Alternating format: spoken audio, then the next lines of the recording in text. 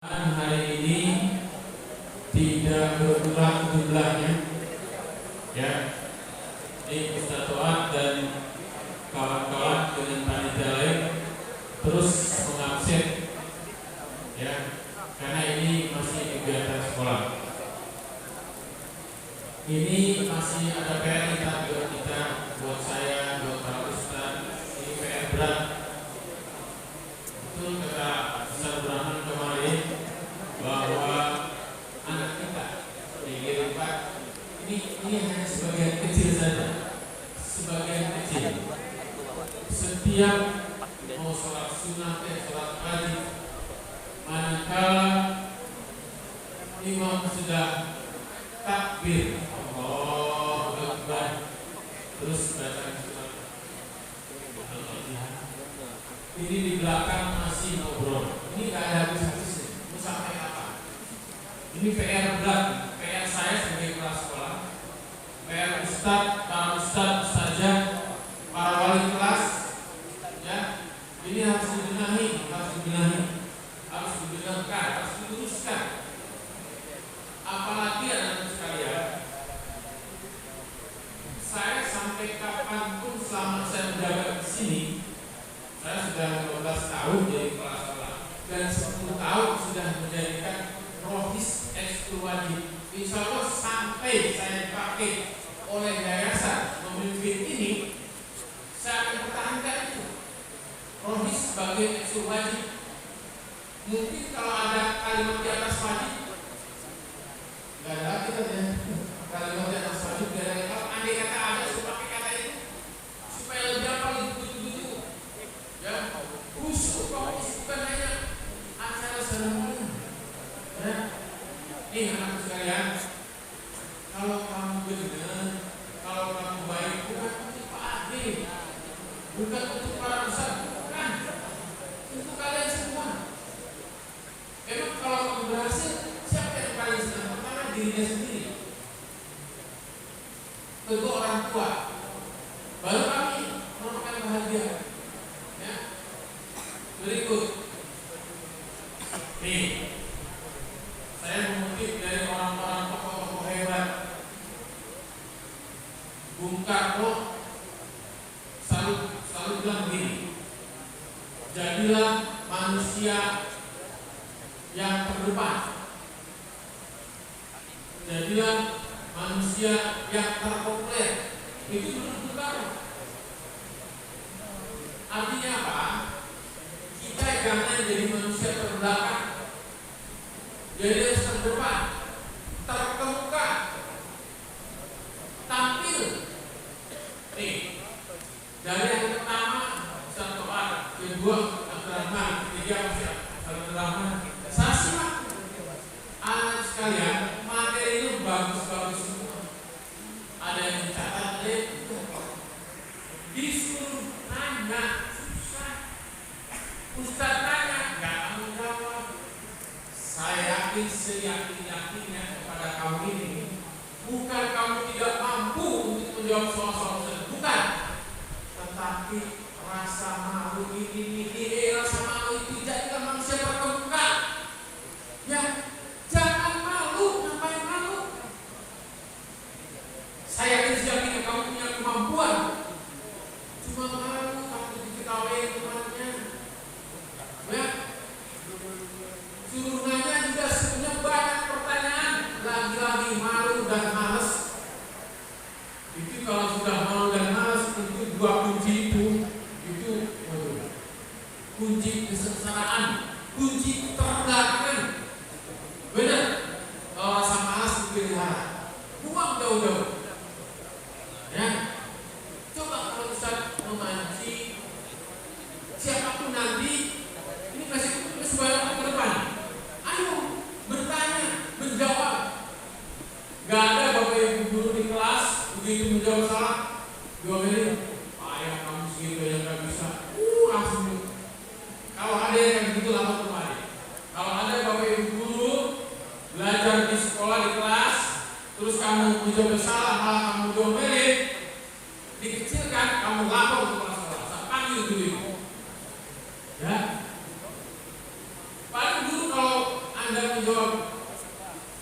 Anda menjawabnya sudah bagus, namun belum tepat. Belum sempurna. Nanti Bapak Ibu guru menyempurnakan. Ya, nih saya mengutip beberapa kalimat dari para tokoh yang sudah sukses. Tolong catat, praktekkan di rumah, ya, praktek di sekolah. Satu, tulis. Satu, ini motivasi buat kalian.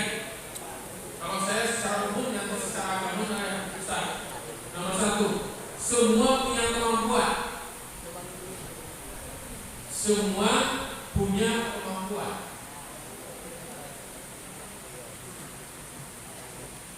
Ini yang nyatet ya. Nanti yang nyatet nontek. Boleh nontek positif boleh. Nyatet yang boleh nyatet. Semua punya kemampuan. Koma. Perbedaannya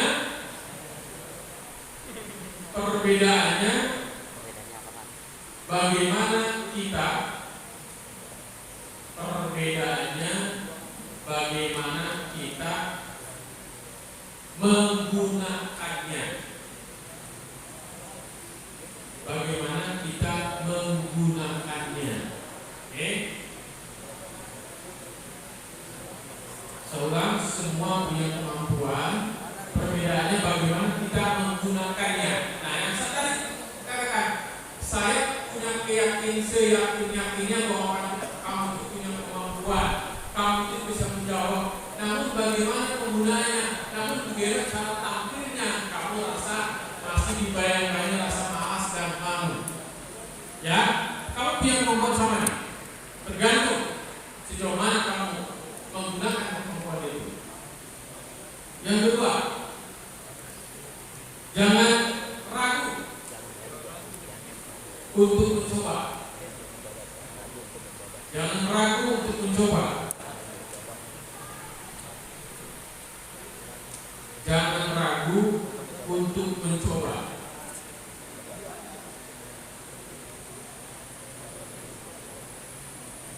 Jangan ragu untuk mencoba.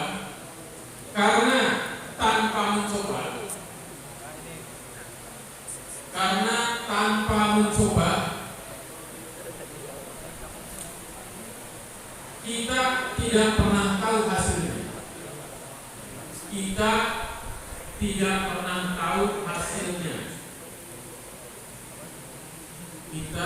tidak pernah tahu hasilnya.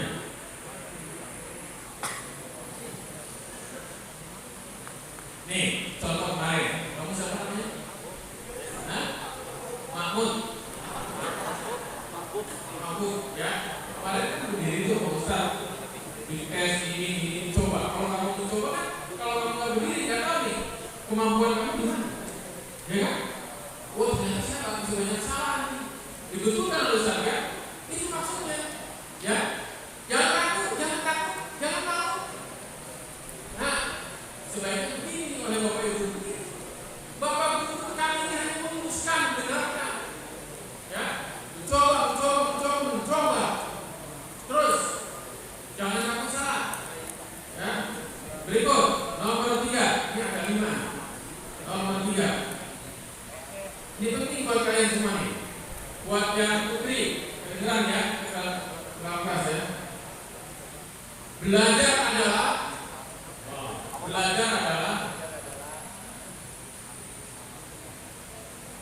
investasi terbaik untuk masa depan. Belajar adalah investasi terbaik untuk masa depanmu.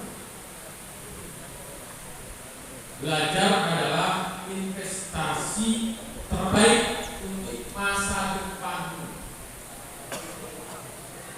Nah, apa investasi itu? Belajar ekonomi ya.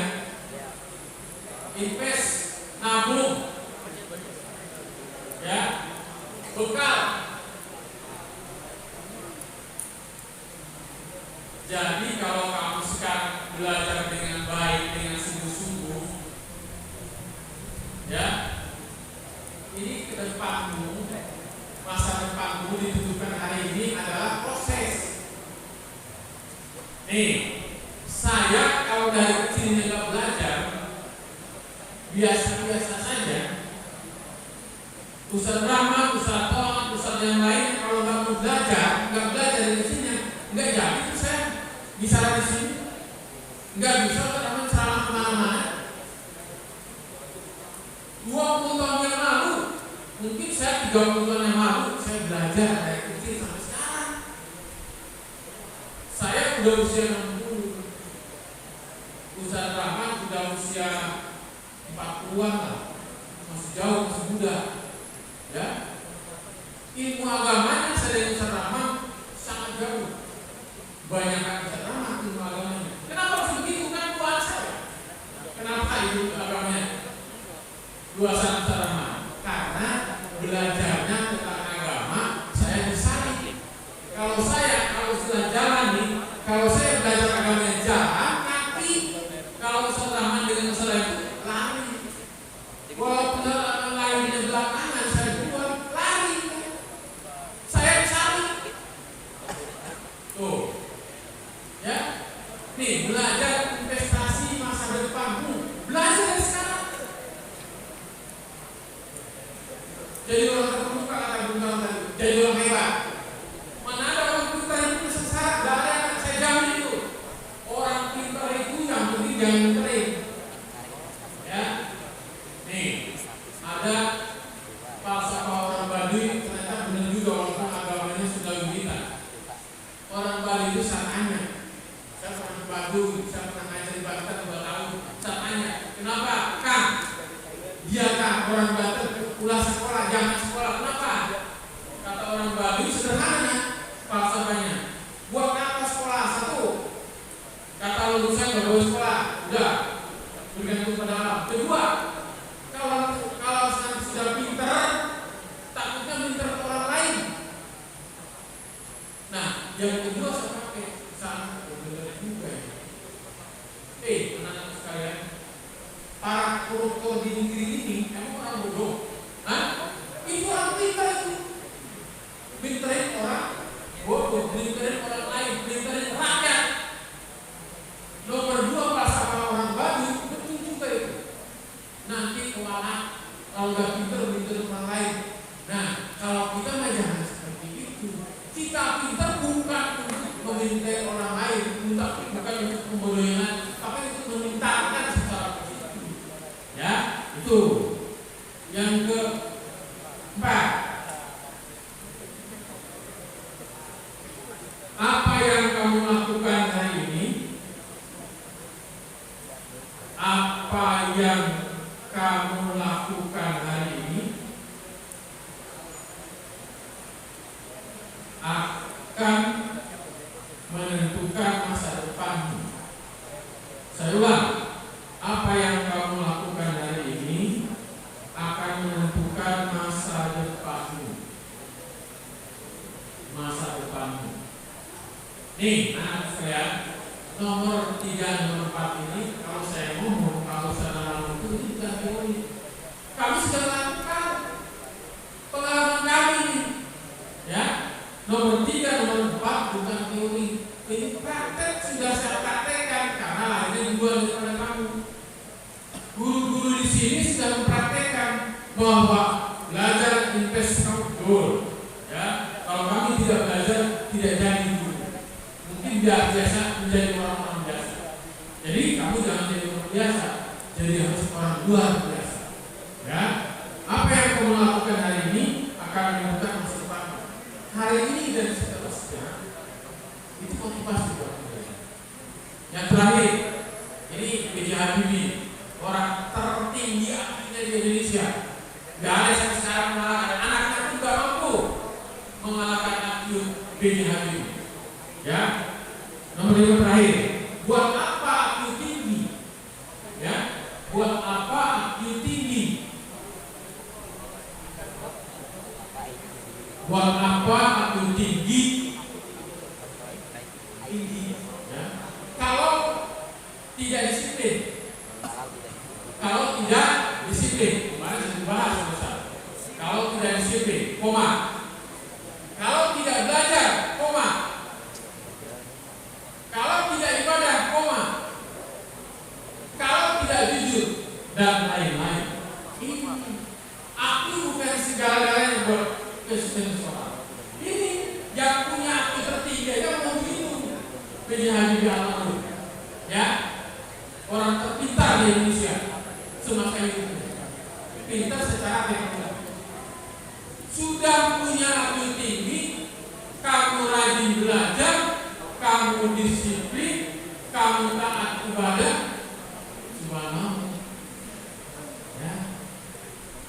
Tambah sekarang ini, sekarang ada 7 kebiasaan anak hebat. Yang ada di kelas tuh, 1, bangun pagi. Bisa semuanya coba tuh, bangun pagi sebelum subuh. Ya. Nah, kedua apa? Tentunya ibadah, ya, ibadah. Dan kalau sholat subuh di musola mana-mana tuh sampai sekarang nih yang ada itu hanya dua generasi. Sholat subuh bukan 1 generasi tua, 2 generasi anak kecil, generasi anak, generasi remajanya berakhir. Ya, teenager mana ya? Ini ada tetangga saya ini. Ini. Cuma ini aja nih, yang kelihatan suka sholat subuh berjamaah karena rumahnya depan musola. Jaminan, nggak jaminan. Kiri kanannya anak-anak semua banyak. Cuma itu lah yang musola. Lah anak-anaknya mana? Jadi ke musola ke masjid nggak jaminan rumah masjid ke musola atau jauh ke jaminan. Nih, tadi pagi ibadah sholat subuh berjamaah. Tanya Ustaz, bagi laki-laki diwajibkan sholat subuh berjamaah atau sholat wajib berjamaah bagi laki-laki, bagi perempuan di rumah saja sunnah. Ya, ini kenapa mana ya remaja? Mana usia remaja mana nih? Adanya usia umur 45 tahun sampai umur 70 tahun. Ya, dan umur anak-anak yang umur 3 tahun sampai 10 tahun yang sholatnya lari-larian. Saya sampai ke berapa kali orang itu, tapi nggak apa-apa. Nih usia remaja ini mana? Pak saya alhamdulillah. Pak saya di rumah pas seperti ini. Ya, ini buat apa punya api tinggi kalau tidak makan yang bergizi, ya kan? Olahraga yang teratur, terus bersosial, ya. Dan terakhir tidur cepat. Nih boleh 7 menit itu. Bangun cepat, tidur cepat. Kemarin dibahas oleh Ustaz. Kalau kita tidur, mending kalau kita tidur. Ini nggak tidur. Jujur nih, anak-anak ini selesai ini tidurnya di atas jam 11. Ya, apalagi hari libur. Ini mulai besok tidur nih. Udah semauannya dah. Ini apa nih? Bayangkan naik ini sebenarnya. Ya. Nah, setelah ini pesan saya. Setelah pesan ini tolong praktekkan sekali lagi. Ini saya ingin tahu nih, ya. Ustaz pasti memberikan pertanyaan lagi seperti kemarin. Ayo, begitu kata Ustaz, siapa yang bertanya? Coba aku 3 orang dengan jom, begitu, ya. Ayo, begini tangannya, jangan malu. Nah begini, jangan malu, jangan takut, jangan takut. Kuncinya 3, jangan malu, jangan malu, jangan ragu, ya, jangan takut. Nih, berikut. Kalau kata Ustaz, saya bertanya, nanya, ya, nanya. Pasti banyak pertanyaan. Jangan malu lagi, jangan malu, jangan ragu, jangan takut. Jangan malas, ya. Saya minta seperti itu. Ini pesannya begitu aja nih. Saya pesannya pada pagi ini, ya, bahwa kamu harus jadi seseorang terbuka, harus jadi pemberani dalam hal kebaikan, ya, harus rajin belajar, rajin ibadah, taat kepada orang tua, taat kepada guru, sukses. Ya, demikian. Assalamualaikum warahmatullahi wabarakatuh.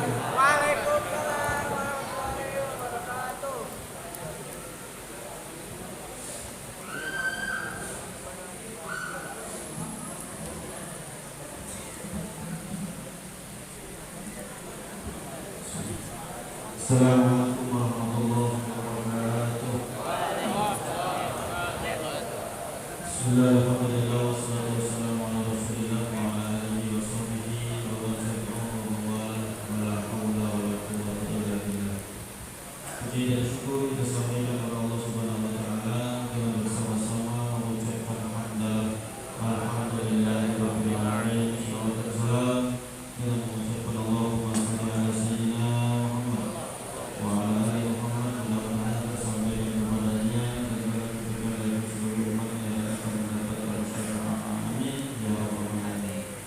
Sama-sama kita hormati Bapak Kepala Sekolah SMA Fakultas Jakarta, Bapak Samsudin MPD, Bapak dan Ibu Guru, khusus Pembina Rohis Ustaz Ahmad Ramdhani, dan anak-anak semuanya yang saya cintai, santriwan santriwati, mudah-mudahan kita semuanya selalu dalam keadaan sehat walafiat. Amin ya rabbal alamin.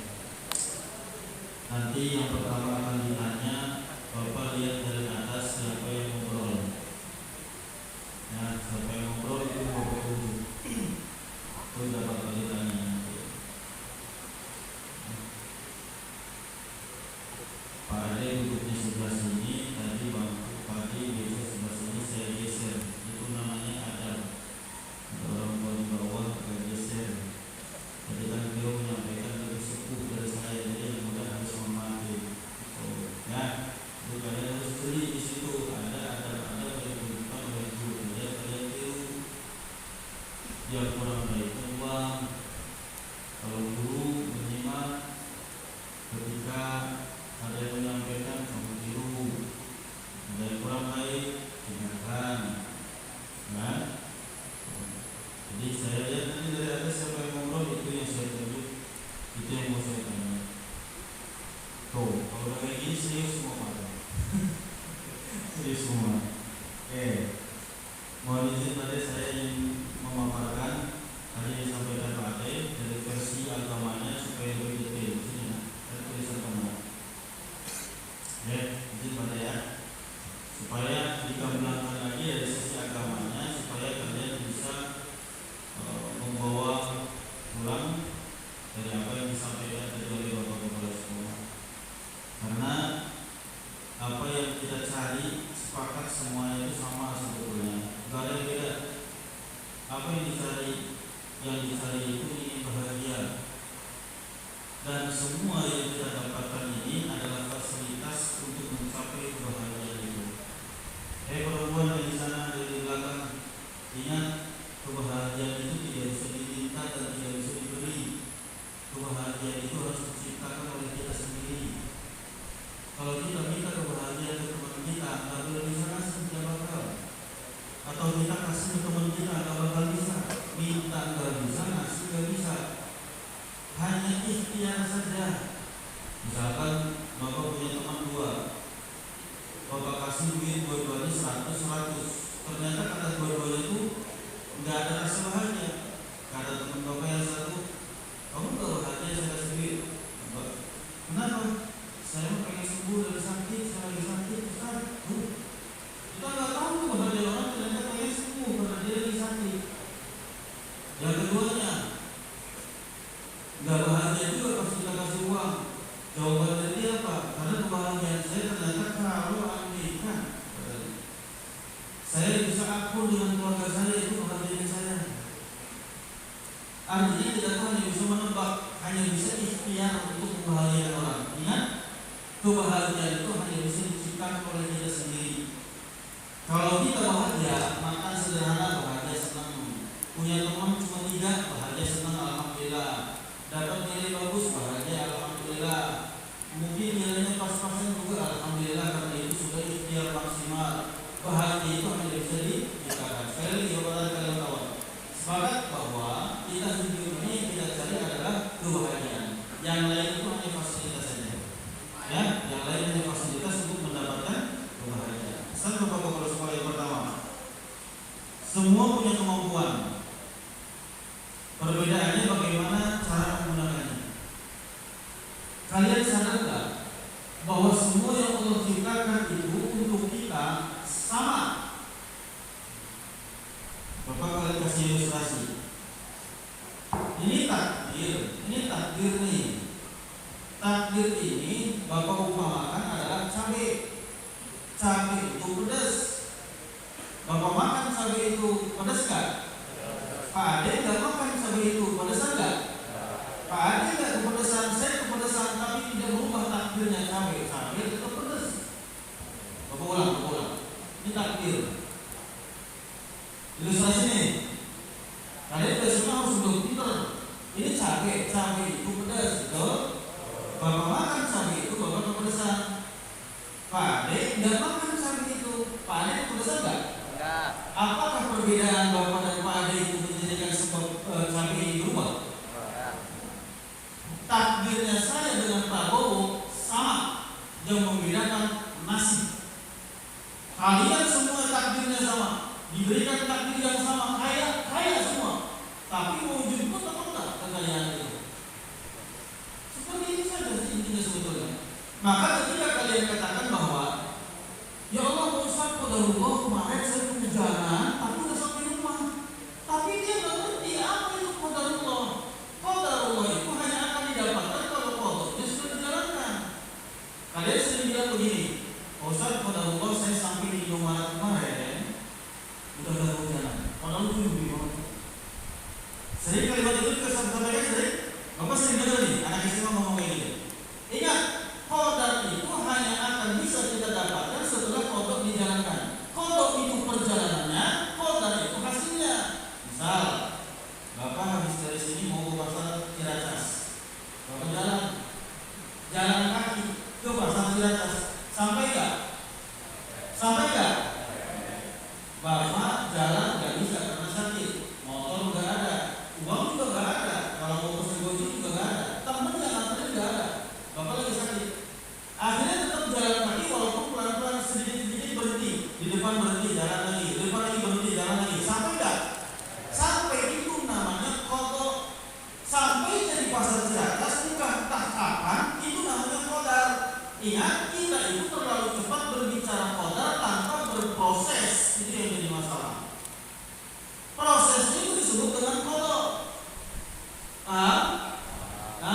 Kalian sekarang sedang menjalankan qadarnya ini. Sekolah, belajar, qadarnya sedang kalian nanti pengen sukses. Bagaimana mungkin kesuksesan bisa didapatkan, qadarnya bisa didapatkan kalau prosesnya tidak dijalankan? Bapak sehat, motor ada, yang mau nganterin banyak, duit juga punya, bilang mau ke pasar Ciracas, tapi nggak berangkat. Pertanyaannya, sampai nggak? Sampai kiamat nggak bakal sampai.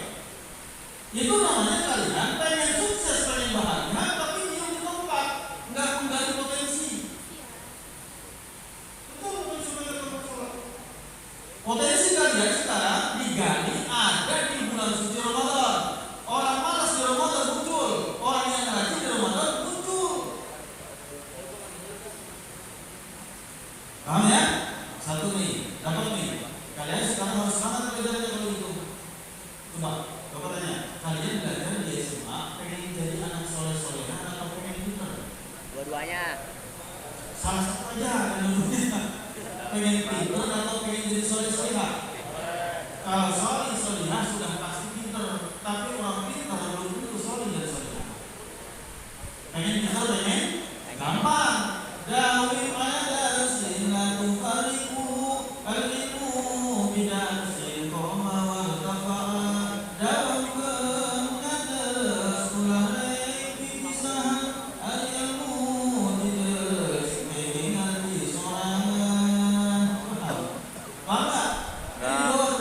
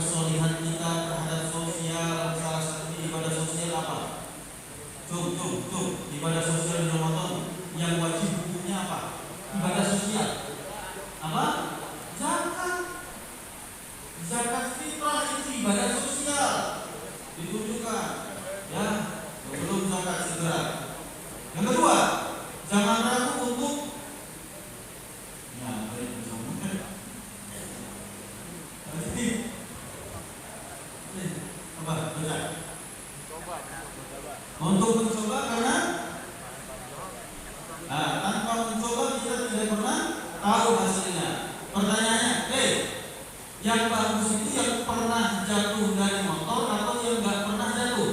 Yang pernah jatuh. Yang pernah jatuh. Kalau yang nggak pernah jatuh boleh jadi memang nggak pernah naik motor. Maka kata Nabi, kullu bani Adam khata'un, setiap anak cucu Adam itu pasti pernah salah. Wa khairul khata'ina tawwabun, dan sebaik-baik orang yang pernah berbuat salah itu bertaubat. Ya, jadi nggak ada yang namanya saya nggak pernah salah, ada yang pernah salah, nggak ada, pernah salah semua. Maka sebab pernah salah itulah kami melakukan ibadah kepada Allah.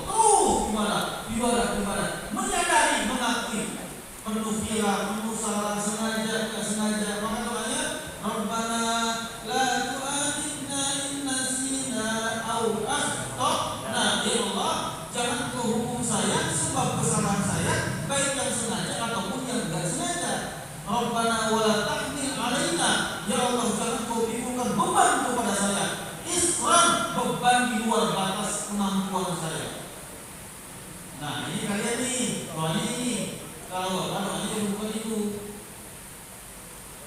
Bapak, kalian doanya ini masuk aja, meminta kepada Allah jangan ditimbulkan beban di luar batas kemampuan.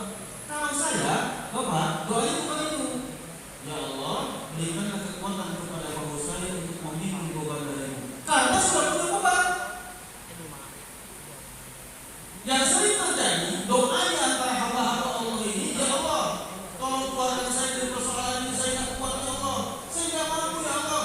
Hei, Allah sudah katakan, la yukallifullahu nafsan illa wus'aha. Allah tidak akan memberikan ujian kecuali sesuai dengan kemampuannya. Ingat bahwa ketika kita tidak mampu menghadapi soal itu atau ujian itu, sesungguhnya kita sedang dalam posisi istidraj. Sehat dan digunakan untuk ibadah. Tuh, situ tuh. Pinter tapi malah justru buat pinterin orang. Tahu hukumnya sholat tapi nggak mau sholat. Istidraj itu. Itu bahaya nanti. Nanti kalau punya masalah seolah-olah dia tidak akan mampu menghadapi masalah itu. Kalau ada solusinya. Ternyata yang hadir di sini kita sama-sama sedang puasa. Yang perempuan yang nggak puasa menghormati yang sedang puasa. Yang puasa nggak sombong. Coba, ada nggak orang yang puasa ngomong gini ke perempuan yang lagi nggak puasa dia? Nggak puasa, gua yang puasa. Di Ramadan nggak ada itu, benar nggak? Tapi di luar Ramadan cuma gara-gara sholat, lagu peci ojo, padahal kan manajemen kopiah kan ada. Kalau mau ceramah begini, kalau mau sholat begini, mau gape begini, nama kami begini. Beda kan? Maka peci ini tidak bisa menjadi tolak ukur kesolehan seseorang. Betul?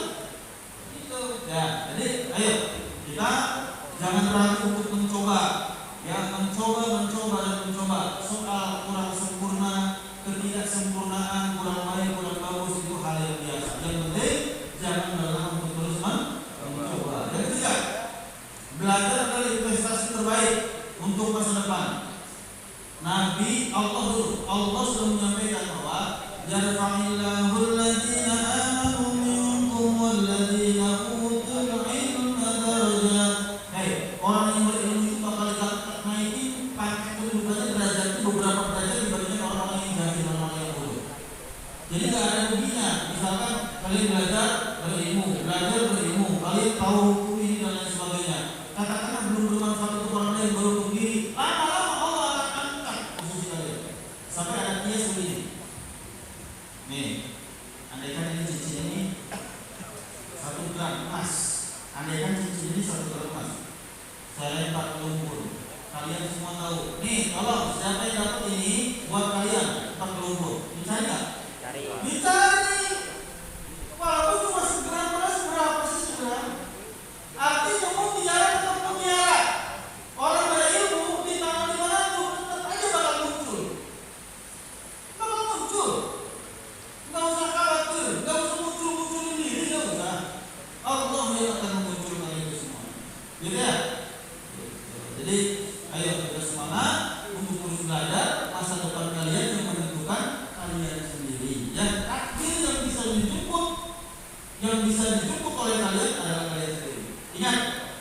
takdir, yang belum puas bersama. Takdir Allah tidak pernah menitipkan ke orang tua berkenan. Waktu ibu kalian mengandung kalian 4 bulan, ruh datang tuh. Fayaqulu fihi ruh wa yumalu bi arba'i kalimatin bikatbi rizqihi wa ajalihi wa amalihi wa saqiyun wa sa'idun. 4 bulan itu langsung ditiupkan ruh takdir, baik hidupnya, matinya, rezekinya, bahagia dan susahnya ditentukan langsung di usia 4 bulan itu. Itu namanya ruh takdir, dan ruh takdir itu biasanya keluar waktu mimpi. Kalau ruh inti dari positif hamil 1 minggu, 2 minggu, 3 minggu, 1 bulan, itu ruh inti tuh yang akan keluar dengan kematian, hasilnya kematian. Kalau ruh yang takdir itu bisa bergentayangan, setiap malam kita bermimpi ketemu sini tuh, jadi tuh. Makanya orang tua ketika anaknya sedang dikandung usia 4 bulan baca doa tuh, banyak baca doa, surat isu, surat ayat, itu kan. Pas anaknya lahir, senangnya luar biasa. Pengajaran ibu berada datangkan ke telinga kanan, di rumah ke telinga kiri, terus dikasih nama, ya kan? Dikasih nama sesuai dengan nama bulan. Kalau bulannya Januari dikasih nama Januari, Februari, Maret, April, Apriliani, Desember, Desi, September, Septi, boleh. Kalau orang Jawa sesuai dengan pasaran, hari Senin pasarannya Ponimi. Kalau hari Jumat Ponima, kalau Wage Ponimi. Ya, orang Jawa itu, orang Sunda lebih gampang lagi ngasih nama Aceh, Oto, Ujang, Kasep, segala macam, gampang. Yang lebih parah lagi, gabungin nama ibu sama bapaknya Muhammad Nur, ibunya Laila, lahir anak perempuan Nur Laila. Bapaknya Abdul Abbas, ibunya Kokom Baskom. Digabungin, silakan bu. Itu ikhtiar doa dari orang tua pertama tuh. Ya, makanya kalau namanya selamat, harapannya anaknya selamat, walaupun apes. Namanya dikasih nama syukur biar anaknya pandai bersyukur, walaupun terkadang nggak bersyukur. Ya, yang penting nama itu adalah doa dari orang tua. Yang keempat, apa yang kamu tabur hari ini akan menentukan masa depan. Sekarang yang didapatkan oleh siapapun termasuk saya dan Pak Ade dan semua tanamannya duku. Kalian sekarang sedang menanam, apa yang kalian tanam sekarang nanti akan dipetik oleh kalian di masa yang akan datang. Kalau tanamannya baik, maka yang dipetik pun baik. Tapi kalau tanamannya buruk, maka buruk. Nah, Ramadan ini pun mengajarkan itu. Di hari raya Idul Fitri tanggal 1, orang yang puasa dengan orang yang nggak puasa rasa bahagianya beda. Caranya kalian tanya coba, perempuan kan rata-rata kan dia itu nggak puasa beberapa hari karena haid. Tanya deh, nggak sebahagia orang yang full puasanya. Karena ada beban utang yang harus dibayar, namanya kodok. Betul ya? Tetap ada beban. Katakanlah nggak boleh puasa, memang haram. Orang yang dalam keadaan haid. Terus orang yang dalam perjalanan boleh nggak puasa, orang yang sakit boleh nggak puasa. Tapi itu nggak sebahagia orang yang menjalankan puasa dengan baik. Ya, makanya bila ini wal faizin itu hanya bisa didapatkan oleh orang-orang yang sempurna puasanya 30 hari atau 29 hari dengan sempurna. Qiyam Ramadannya pun dilaksanakan dengan baik, hablum minan nasnya pun dilaksanakan dengan baik. Ya, jadi alhamdulillah Ramadan tahun ini saya dalam keadaan sehat, walafiat, bisa aktivitas ibadah dengan baik. Ya Allah, mudah-mudahan dipertemukan lagi dengan Ramadan yang tahunnya akan datang. Begitu doanya pantas. Tapi kalau ada yang punya kesempurnaan, puasanya cuma 10 hari, batalnya 20 hari. Doa lagi ya Allah, ya Allah mudah-mudahan saya dipakai lagi dengan bulan Ramadan tahun yang akan datang. Apa kata Allah? Ramadan tahun ini ada kayak begitu. Baik. Ya, beda kualitas. Ketika kita sudah terus memperbaiki diri, rasa di hati pun akan berbeda. Ya, kelima, buat apa berilmu tinggi kalau tidak disiplin, kalau tidak ibadah dan lain-lain. Ya, intinya bahwa ilmu itu akan menjadikan pribadi kita menjadi pribadi yang lebih baik. Ingat ya, seorang kiai, cirinya kiai itu bukan berarti dia punya pesantren. seorang ilmuwan itu, seorang yang berilmu itu bukan berarti dia yang punya murid banyak, bukan. Ya, ilmu itu harus adanya kesesuaian antara pengetahuan, lisan dan perbuatan. Ingat, fitnahnya orang yang berilmu dengan orang yang bodoh itu beda. Yang sulit ditolong itu adalah fitnah ilmu, itu sulit ditolong, sulit banget. Misalkan gini, sulit ya. Misalkan ini sederhana. Kamu nggak sholat zuhur, saya nggak sholat zuhur, dasarnya tuh saya itu umur dasar, benar nggak? Itu fitnah ilmu kayak gitu. Anak SMA lulusan SMA, dia nggak kerja dengan anak lulusan TK nggak kerja, aibnya lebih gede anak lulusan SMA. Padahal kalau misalnya itu takdir, itulah fitnah ilmu namanya. Namanya, jadi fitnah ilmu itu lebih tinggi, lebih sulit keluar dari zona itu sulit banget. Makanya kenapa kalau ustaz yang sekali dia maksiat terungkap keburukannya, aib lagi akan susah karena fitnah ilmu. Fitnah ilmu, ya ada baik kodam sama kodam, ya saya sebutin namanya dari Bandung. Kodam mah ini tiap hari ada, segala macamnya. Padahal syariat jelas, punya istri lagi juga jelas syariatnya dibolehkan. Tapi kalau menjadikan sebuah fitnah ilmu, ya sulit untuk menggoyahkan, sulit sekali. Nah, ketika kalian sudah tahu bahwa kalian lulusan SMA dikategorikan orang yang berilmu, maka hati-hati jangan melanggar pengetahuan itu. Kalau sekali melanggar pengetahuan, untuk bangkit kembali itu sulit. Kita dari zona miskin untuk berubah itu lebih mudah ketimbang orang yang sudah berilmu. Kita direndahkan oleh ilmu kita sendiri, naik lagi itu susah banget. Serius, susah banget. Ya, jadi jangan sampai kita menantang ilmu yang sudah kita punya, yang sudah kita miliki, malah kita mengkhianati ilmu kita sendiri. Ya, anak-anak putri, santriwati, kalau kalian pengen tahu laki-laki mana yang baik untuk dijadikan pendamping hidup kalian, cari di waktu sholat subuh.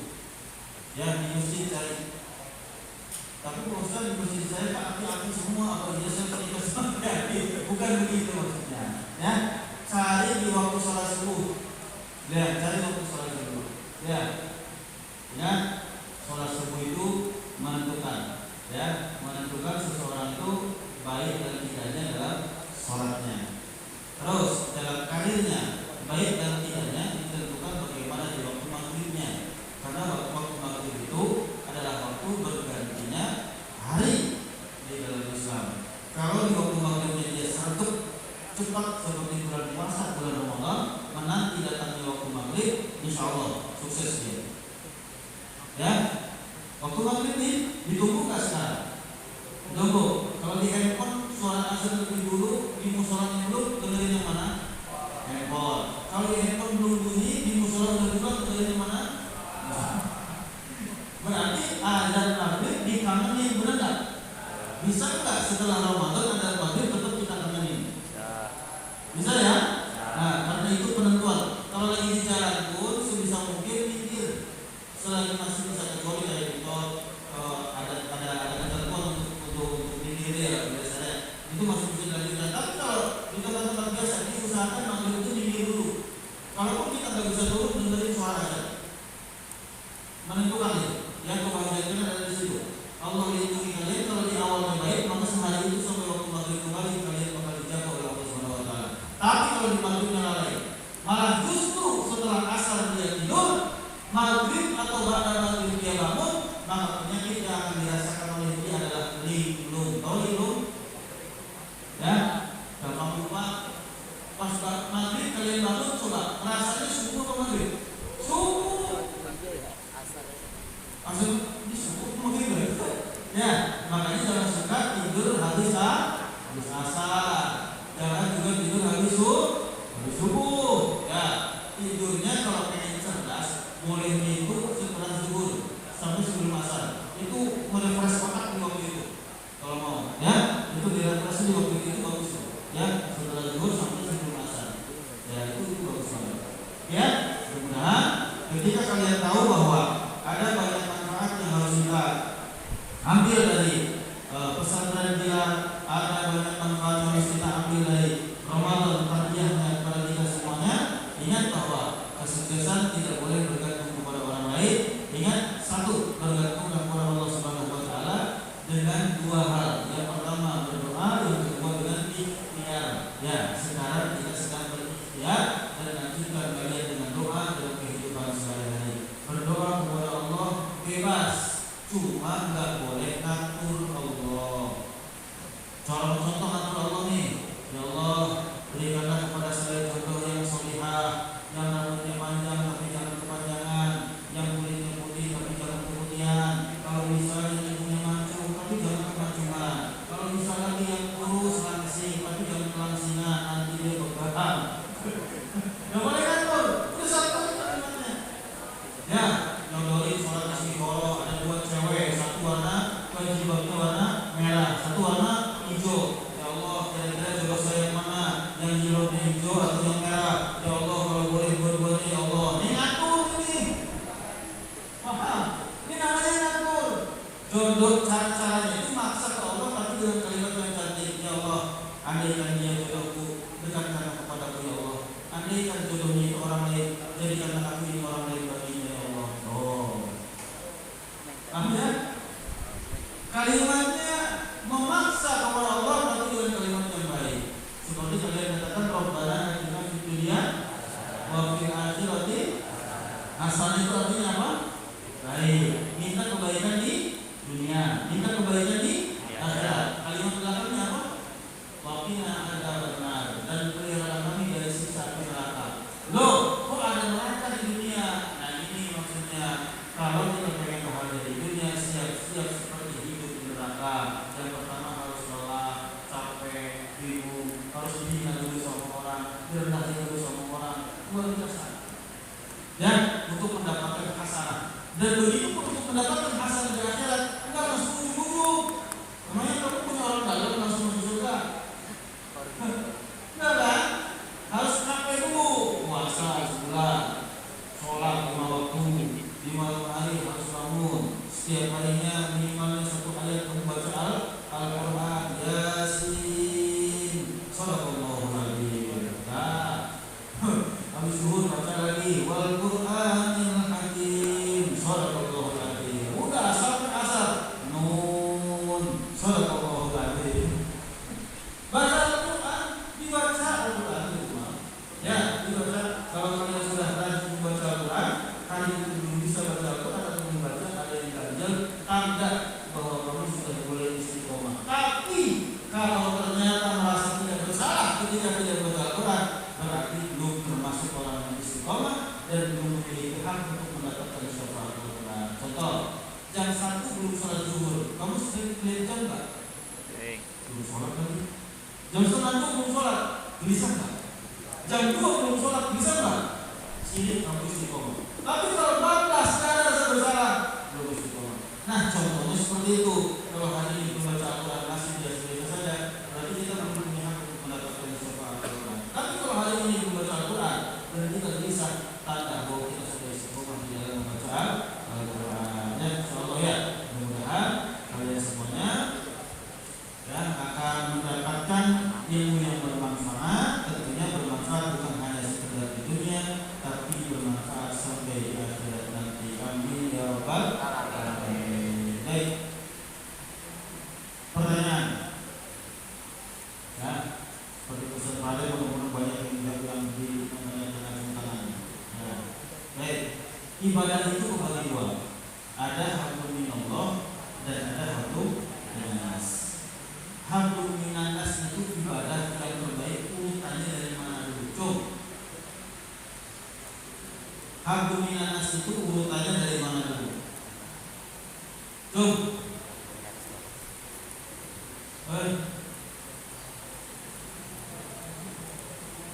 Hablum minanas itu artinya berbuat baik kepada manusia.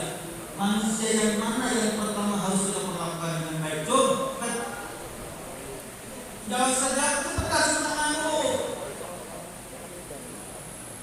Hei,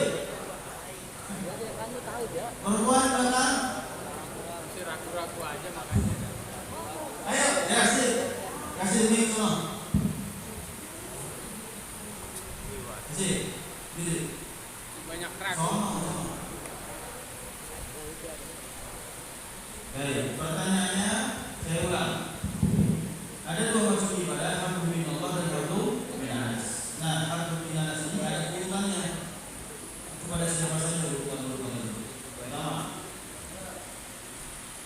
pada orang tua. Orang tua. Terus. Dua. Guru. Sama dengan orang tua. Itu pasti.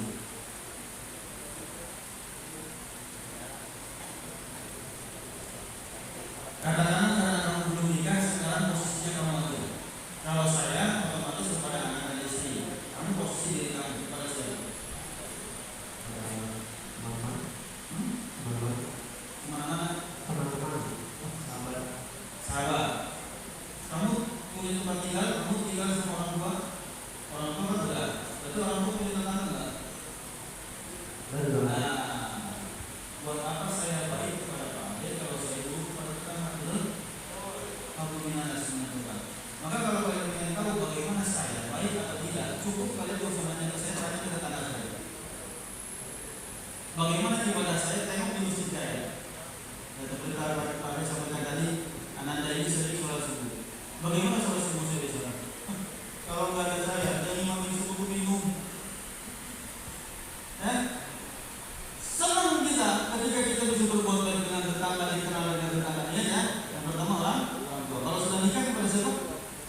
Istri dan anak-anak. Terus kepada tetangga. Kamu sekarang posisi setelah tetangga kepada siapa? Istri. Kepada teman-teman. Baik, saya ilustrasikan sekarang. Perhatikan. Kamu pilih. Perhatikan. Saya selesai sekolah. Saya nganggur. Saya punya besti di SMA Negeri 4. Besti saya ternyata dia sukses. Kebetulan anak orang kaya juga. Kebetulan dia punya jabatan juga. Atau bukan orang kaya, tapi dia memang bekerja. Tiba-tiba di pekerjaan itu ada lowongan. Dia bakal ikut ke sama besti. Ingat, kesuksesan itu belum tentu dari diri kita sebabnya, tapi dari sahabat dengan siapa kita bergaul. Itu sudah terlalu. Bapak bisa di SMA ini bukan karena bapak melamar, tapi karena bisnis saya. Awas, ya? Maka itulah yang disebut hablum minan nas. Hati-hati menjaga silaturahmi itu, ternyata kesuksesan akan muncul dengan sendirinya. Ya, baik, tepuk tangan.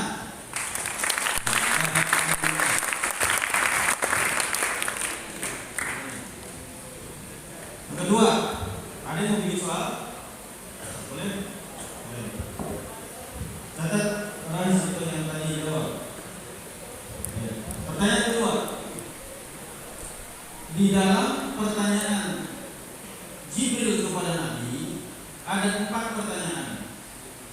Yang pertama, kedua, ketiga Nabi jawab. Yang keempatnya tidak dijawab oleh Nabi. Artinya dilempar kepada malaikat. Akan tetapi Bapak tanyakan bukan yang tidak dijawab, yang ketiganya saja. Ma huwal Islam, ma huwal iman. Apa itu Islam, apa itu iman, sudah dijawab. Dan kita tahu sekarang pertanyaannya yang ketiga, ma huwal ihsan. Apa itu ihsan? Siapa yang tahu ihsan? Bukan temannya Upin-Ipin, bukan. Apa makna ihsan? Ayo. Ihsan. Salah juga nggak apa-apa.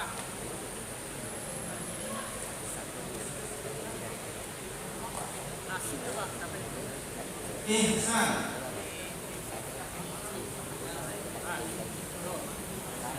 Ayo. Kuat ya.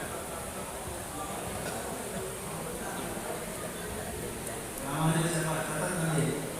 Keluar.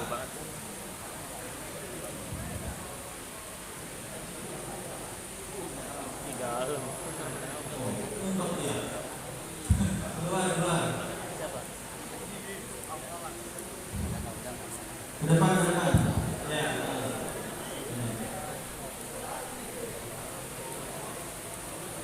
Baik, ya. Apa itu ihsan? Maju lagi. Ya, beribadah kepada Allah. Beribadah kepada Allah. Beribadah kepada Allah terus Kan kalimatnya an-ta'budallah, beribadah kepada Allah. Ada lanjutannya, ka'annaka tarahu, apa itu artinya ka'annaka tarahu? Ihsan itu beribadah kepada Allah.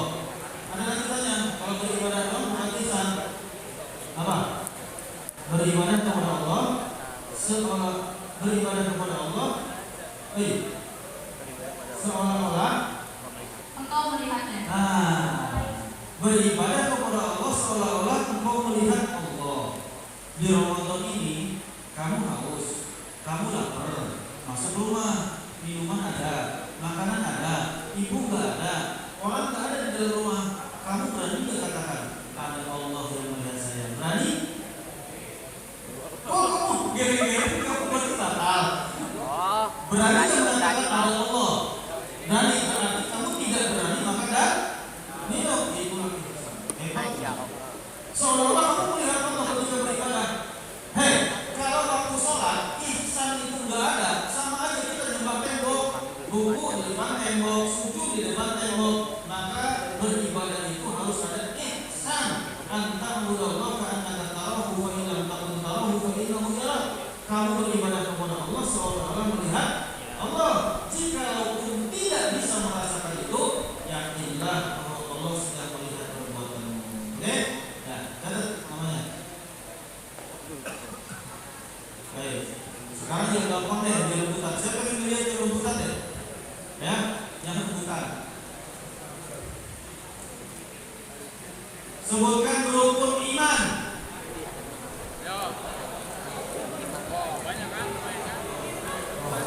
Duluan. Ini duluan. Mana duluan? Ya, duluan. Ya, kamu sini. Kamu duluan telat tuh. Ini. Jangan malu, jangan ragu, jangan takut. No. Rukun iman ada? Rukun iman ada 5. Rukun iman 6.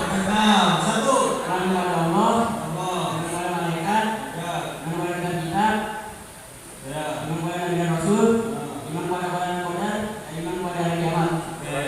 Yang pertama iman kepada Allah. Kepada Allah. Allah itu selama ini yang kamu sembah kan? Ya. Oke. Ya Allah sudah sepakat ya. Aman billah. Yang kedua malaikatnya Allah. Ada berapa malaikat? Ada 15. Ada banyak? Ya. Ya. Sekarang jawabannya ada banyak benar karena ribuan. Yang wajib diketahui Wajib bagi ada 15. ada 15. ada berapa? 10. Satu malaikat Jibril, Jibril, Mikail, Israfil, Israfil, Ibrahim, Munkar, Nakir, Raqib, Atid, Malik, Ridwan. ya, tangan lo. Penjaga surga malaikat apa? Malaikat Ridwan. Ridwan. Penjaga untuk menyebut nyawa siapa namanya? Menyebut nyawa. Israfil. Ibrahim. Jibril. Kalau memberikan wahyu, Jibril. Jibril. Nah, yang ketiga, iman kepada Rasul-Rasul Allah. Apa bedanya Nabi dan Rasul? Kalau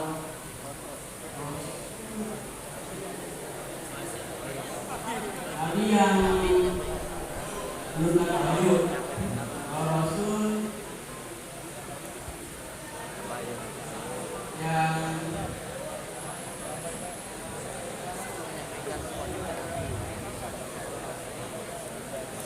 yang menyampaikan. Nah, Nabi dan Rasul itu sama-sama utusan Allah. Cuma Rasul itu membawa risalah, ya, membawa risalah, membawa ajaran. Itu namanya Rasul. Nah, oke. Kalau Nabi yang wajib diketahui, Nabi juga banyak. Wajib diketahuinya saja. Wajib diketahui ada 25. Ada 25. Kalau Rasul, Itu tadi yang wajib diketahui ada 10. Rasul. Ulul azmi 5. ada 5. Mimin Mim yang pertama Muhammad SAW. I, Mimin, ingat I apa? Nabi Isa. M yang kedua Musa. I yang ketiga Ibrahim. N Nuh. Tuh, Mimin, ingat dari sini Mimin. Ya, Rasul. Ya, kemana jadi waktu kubi. Nah, kitab sekarang, kitab ada berapa yang Allah turunkan ke alam semesta? Ada 4. Ada 4. Satu, Al-Quran, Zabur, Taurat, Injil, Al-Quran. Al-Quran. Ya, yang kita imani Al-Quran. Bukan dong. Nah, sekarang yang terakhir adalah foto dan kodar. Kenapa sampai nafas? Foto dan kodar. Sudah paham tadi yang Bapak sampaikan tentang foto dan kodar? Sudah sampai ya? Jadi foto itu prosesnya, kodar itu hasilnya. Kamu ikuti prosesnya supaya kodar Allahnya kesuksesan akan kamu dapatkan. Amin ya Rabbal alamin. Baik, kita akan berhubungan. Nanti ya, jadi kemampuan kamu harus dilatih. Latihan menjadi terlatih. Lanjut, lanjut. Satu lagi, yang 4. Siapa yang ini mungkin santongnya pada takut. Santongnya. Baik, cung rukun Islam. Perempuan. Ya, ini. Biar ini. Ya, berdiri. Ini nih. Di situ. Ya, itu. Kasih mic.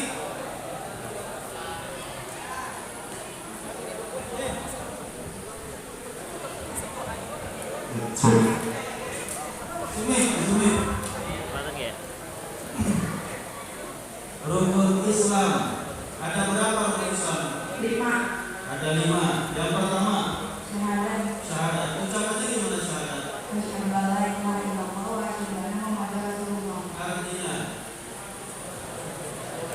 Lalu aku berjanji kepada bersaksi aku bersaksi kepada Tuhan sampai Allah. dan aku Dan aku bersaksi berjanji Nabi Muhammad Nabi Muhammad adalah utusan Allah. Rasulullah. Yang pertama syahadat, yang kedua Salat. sholat sehari sebelum ada berapa? 5. 5. Subuh Subuh. berapa kali? Berapa rakaat? 2. Zuhur, 4. asar, 4. maghrib, 3. isya. 4. Yang mana yang masih sering meninggalkan? Isya. Isya. Kenapa isya sering meninggalkan? Ketiduran. Ini oknumnya ternyata. Ketiduran. Mudah-mudahan nanti sudah tidak meninggalkan isya ya. Karena sholat isya itu ingat. Sholat isya itu pahalanya sama seperti sholat sepanjang malam. Sholat isya. Kadang-kadang begini kalimatnya. Man sholat isya di jamaah itu akan nama sholat isya lain. Barang siapa yang sholat isya dalam berjamaah maka dia sama seperti sholat separuhnya malam. Tadinya, wah udah terganti lah. Ya, jadi hati-hati ya, jangan sampai tinggalin sholat isya ya. Insyaallah. Terus 3. Zakat. zakat itu ada yang wajib. Zakat apa namanya? Zakat fitrah. Sedekah. Ada beberapa jenis sedekah. Ada yang wajib, ingat, ada yang sunnah, ya, ada yang mubah. Sekarang sedekah yang wajib itu ada 3. Sedekah yang wajib ada 3. Yang pertama adalah zakat, sedekah wajib nih. Yang kedua adalah nazar, yang ketiga adalah kifarat. Itu termasuk sedekah yang wajib. Dan ini mengenai tentang zakat. Zakat yang wajib adalah zakat fitrah dan zakat mal. Terus lanjut. 4. Puasa. Puasa apa? Puasa Ramadan. Puasa Ramadan. Ramadan diwajibkan. Sebelum Ramadan diwajibkan nanti puasa apa? Kan Bapak udah jelasin itu. Video. Puasa di tanggal 10 Zulhijjah. Aduh, ini malah haram 10 Zulhijjah kan lebaran. 10 setelah Zulhijjah bulan apa? Tahun baru Islam apa? Muharram.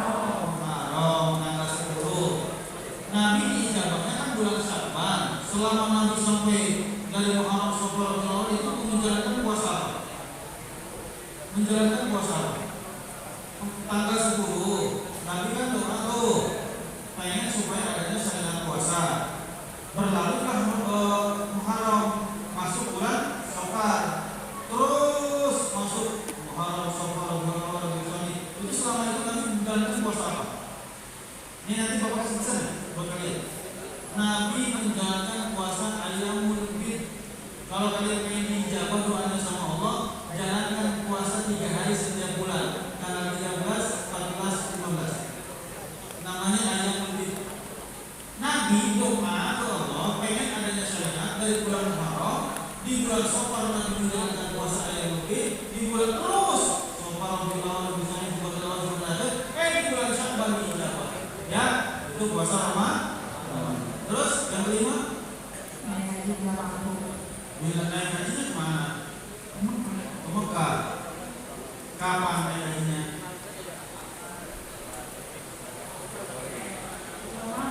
Bulan mampu. Di bulan apa biasanya melaksanakan haji? Di bulan haji benar. Bulan Zul. Ya. Apa nama bulan? Apa? Coba. Muharram.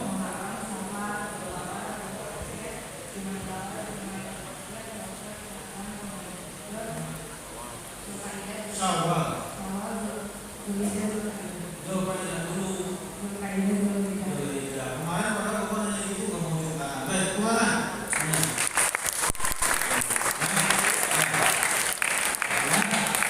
Jadi, teman-teman semua, kalian sudah menghafal rukun Islam, rukun iman.